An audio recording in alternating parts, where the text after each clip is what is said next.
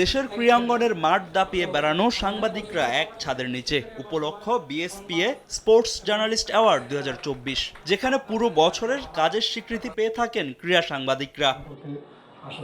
বরাবরের মতো এবারও 8 ক্যাটাগরিতে দেওয়া হয়েছে পুরস্কার। জাতীয় স্টেডিয়ামে শুভঙ্করের ফাঁকি শিরোনামে 2024 সালের সেরা এক্সক্লুসিভ রিপোর্টে বদিউজ্জামান ট্রফি জিতেছেন সময় টিভির সহযোগী বিশেষ প্রতিনিধি এস এম ইকবাল। সিরিজ রিপোর্টে আব্দুল হামিদ ট্রফি জিতেছেন ঢাকা পোস্টের সিনিয়র রিপোর্টার আরাফাত জোবায়ের।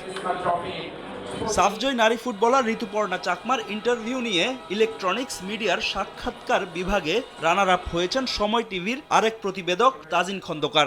আমার যেমন স্বস্তি আছে, একই সঙ্গে একটা আকাঙ্ক্ষাও বেড়ে গেল কিন্তু যে এই কাজটা এবার হচ্ছে স্বীকৃতি পেয়েছে, পুরস্কার পেয়েছে। সামনের দিনে যাতে আরও ভালো কাজ করে আরও ভালো স্বীকৃতি অর্জন করতে পারি, এই চেষ্টা তো অবশ্যই থাকবে। কাজের মানটা যাতে বজায় থাকে এবং ওই একটা কাজ যাতে সবার মুখে মুখে রটে যায় যে এই রিপোর্টারের বড় একটা ইম্প্যাক্ট ফেলেছে ক্রীড়াঙ্গনে।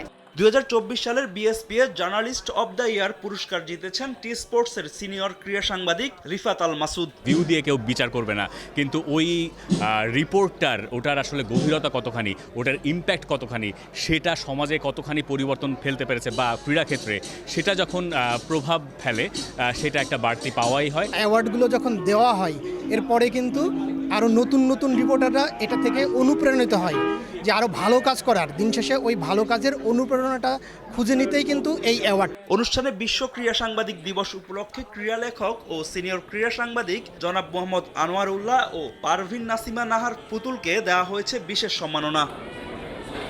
ফাহিম ইসলাম, সময় সংবাদ, ঢাকা।